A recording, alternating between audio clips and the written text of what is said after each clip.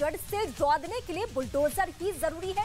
सवाल ये बहुत चुभता हुआ और बहुत अहम है। और क्या बुलडोजर देश में कानून व्यवस्था की गारंटी है? ये एक एक करके सवाल आज हम आपके सामने इसलिए उठाएंगे क्योंकि मौजूदा वक्त में सियासत के इर्द गिर्द भी और लोगों की जुबान पे ये चर्चा का विषय बना हुआ है कि क्या बुलडोजर से ही समाधान ढूंढा जाएगा। आज देश के लिए ये सवाल इसलिए क्योंकि अब मध्य प्रदेश के बाद गुजरात में भी राम भक्तों को पत्थर मारने वालों के खिलाफ बुलडोजर गरज रहा है। जिन्होंने रामनवमी पर राम भक्तों को पत्थर मारे थे, उन दंगाइयों के घर और दुकानें पत्थर का ढेर बनाए जा रहे हैं।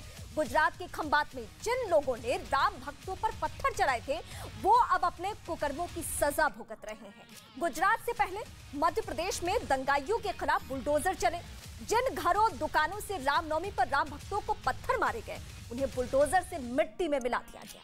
मध्य प्रदेश में कई जगहों पर दंगाइयों ने राम भक्तों पर पत्थर, पेट्रोल बम, तलवारों से वार किया, हमला किया, मंदिरों तक में तोड़फोड़ की, घरों में घुसकर मारपीट की कोशिश की गई और मध्य प्रदेश में राम भक्तों पर एक एक पत्थर का बुलडोजर वाला बदला लिया गया। ये मध्य प्रदेश की कहानी हम इसलिए आपको बता रहे हैं क्योंकि मध्य प्रदेश के बाद ही हुआ है कहां पे? गुजरात में। लेकिन दंगाइयों पर बुलडोजर कार्रवाई का देश में विरोध भी शुरू हो चुका है। महबूबा मुफ्ती क्या कह रही हैं, ये हम आपको बताते हैं। अब एक एक करके हम आपको बताएंगे कि देश की सियासत में जो नेता दखल रखते हैं उनका क्या कहना है। महबूबा मुफ्ती के बारे में सबसे पहले बताते हैं। उन्होंने कहा कि बीजेपी संविधान पर बुलडोजर चला रही है। अखिलेश यादव क्या कहते हैं? अखिलेश यादव ने सवाल उठाया कि क्या कोर्ट की जगह बुलडोजर न्याय दिलाएगा। राजस्थान के मुख्यमंत्री अशोक गहलोत ने भी कहा कि बीजेपी बुलडोजर से संविधान की धज्जियां उड़ा रही है। राहुल गांधी कह चुके हैं कि बीजेपी नफरत दहशत के बुलडोजर पर सवार है। दंगे के आरोपियों पर बुलडोजर कार्रवाई का विरोध करते हुए वैसे ने कहा कि बीजेपी सत्ता के नशे में गरीबों के घर पर बुलडोजर चढ़ा रही है। ये देखिए, ये भड़काने वाले बयान नहीं है तो क्या है।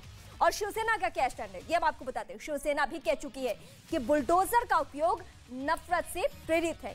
ये एक एक करके हम सवाल आपके सामने उठा रहे हैं और आपको नेताओं के बयान भी सुनवा रहे हैं कि मौजूदा वक्त में नेता जो सियासत में दखल रखते हैं उनका क्या कहना है। तो सवाल यह है कि ये सभी लोग राम भक्तों को पत्थर मारे जाने पर चुप क्यों रहे, क्यों खामोश थे जब पत्थर बरसाए जा रहे थे? जब रामनवमी के मौके पर राम भक्तों को दौड़ा कर पत्थर मारे गए, पेट्रोल बम मारे गए, तब तक सब कुछ ठीक था। देश में सहिष्णुता थी, भाईचारे का माहौल था। लेकिन दंगाइयों के घर दुकानों पर बुलडोजर गरजने लगा, असहिष्णुता फैल गई, एक मजहब को टारगेट करने के लिए आरोप लगने लगे।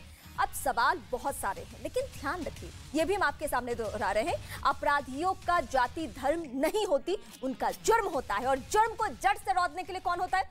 बुलडोजर।